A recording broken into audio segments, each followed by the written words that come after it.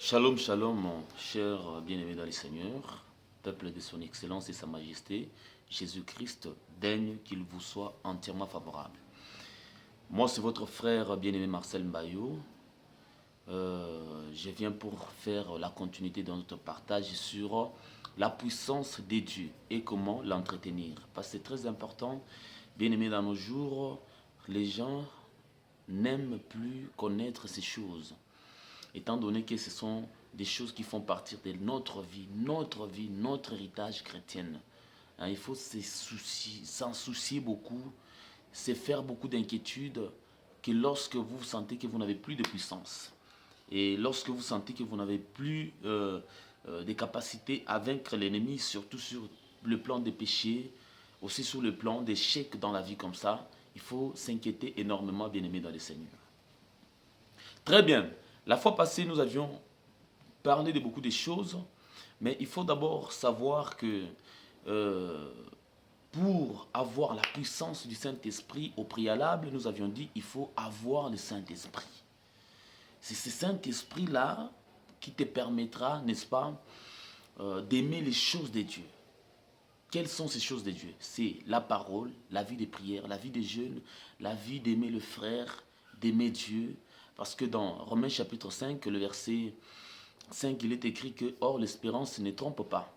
N'est-ce pas? Dieu a mis l'Esprit en nous afin qu'il verse en nous, ou qu'il déverse en nous son amour. Vous comprenez? C'est que le Saint-Esprit vient en nous avec l'amour de Dieu. Et l'amour de Dieu, ce n'est pas comme les gens le disent.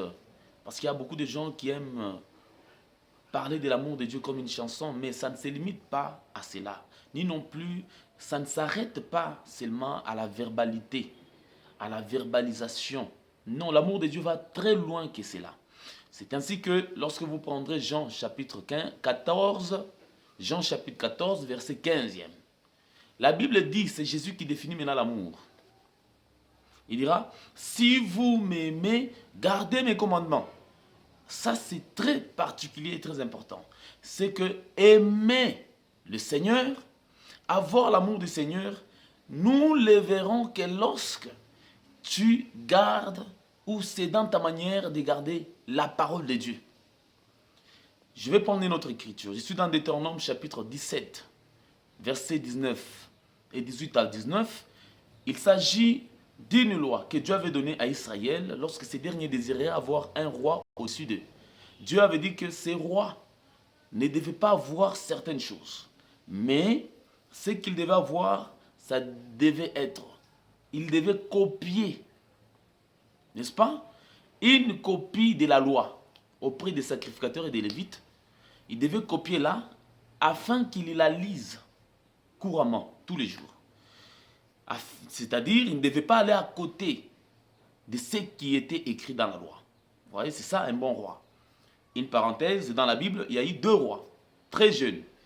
Nous avons les rois Joas et Josias. Joas a régné à 7 ans, Josias à 8 ans. Les deux rois étaient encore très jeunes. Vous voyez, à cet état-là, ils n'étaient pas capables d'écrire eux-mêmes une copie de la loi, ni non plus de lire couramment. Est-ce que vous comprenez très bien? C'est qu'il y avait quelqu'un qui lisait pour eux, qui écrivait pour eux. Ça, c'est une parenthèse. Que Dieu vous bénisse. Maintenant, écoutez très bien. Ce que vous devez savoir est que lorsque nous avons l'habitude de lire couramment, la parole de Dieu, c'est aussi une bonne habitude qui veut dire nous aimons Dieu. Mais dans Deutéronome 17, il est écrit ceci. Le roi appliquera la parole. Pour avoir la crainte de Dieu, il doit appliquer la parole et les ordonnances de Dieu. Vous voyez, donc la crainte de Dieu, c'est la pratique. Est-ce que vous comprenez? C'est quand quelqu'un aime la parole de Dieu, il doit la pratiquer. C'est par là que provient ce qu'on appelle la crainte de Dieu, qui veut dire les débuts de la sagesse. Que le Seigneur vous bénisse abondamment. Maintenant, écoutez très bien, bien-aimés dans le Seigneur. Le Saint-Esprit en nous, nous devons l'acquérir de plusieurs manières. Premièrement, par la lecture de la parole, la méditation, la prière, le jeûne et prière. Mais aussi, il faut fuir la mauvaise compagnie. Vous comprenez? Ah oui, la Bible dit, fuyez la mauvaise compagnie car elle corrompt les bonnes mœurs. 1 Corinthiens chapitre 15, verset 33.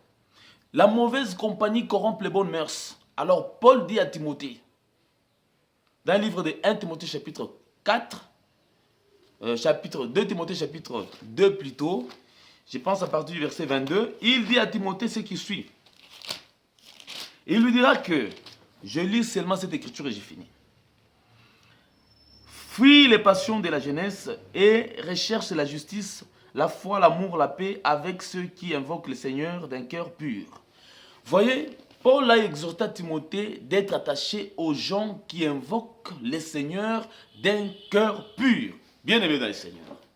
C'est aussi une manière de se détacher de certaines personnes qui vont étouffer la flamme du feu en nous, du Saint-Esprit. Parce que le Saint-Esprit, c'est comme un feu, c'est la force, c'est la puissance en nous. Maintenant, si quelqu'un est attaché à des mauvaises personnes, sachez que cette dernière auront la capacité de détruire, d'étouffer la flamme du feu du Saint-Esprit. La flamme du feu du Saint-Esprit, c'est ce qu'on appelle en d'autres termes les ailes. Il y a des frères et sœurs qui rentrent dans l'église. Bien aimés, tous ceux-là qui rentrent dans l'église ne sont pas nécessairement des frères et sœurs. Parce que ne peut être frère que celui à qui vous confessez la même chose, vous avez la même foi, vous voyez les mêmes œuvres. Que Dieu vous bénisse. Les gens qui viennent à l'église, Paul les a vus. Dans 1 Corinthiens 14, il dira que quand vous vous assemblez au milieu de vous, il y a des païens qui viennent. Est-ce que vous comprenez? Il y a des païens qui viennent. Que le Seigneur vous bénisse abondamment. Les païens qui viennent là ne sont pas des chrétiens, néanmoins ils se retrouvent au milieu de nous. Ce n'est pas le fait que quelqu'un a fait beaucoup d'années dans l'église qu'il devient chrétien, non. La chrétienté est autre chose. La chrétienté, c'est un problème de disposition du cœur. La personne qui a bravé l'incrédulité pour accepter le royaume du Seigneur Jésus-Christ. Que Dieu te bénisse, toi qui t'es donné efficacement, quelle que soit la durée du temps dans les choses de Dieu, mais néanmoins tu as accepté de devenir un enfant de Dieu véritablement. Proverbe, le frère Salomon dira que si tu fréquentes régulièrement un méchant, un homme colérique, tu risques d'être aussi colérique. Vous comprenez très bien. C'est que les habitudes se transmettent aussi par la manière de vivre. Bien aimé dans le Seigneur, j'aimerais dire seulement à quelqu'un, garder la puissance du Saint-Esprit, c'est éviter aussi la mauvaise compagnie. Le Saint-Esprit va t'amener auprès des gens qui confessent la même chose que toi. Que Dieu te bénisse, shalom.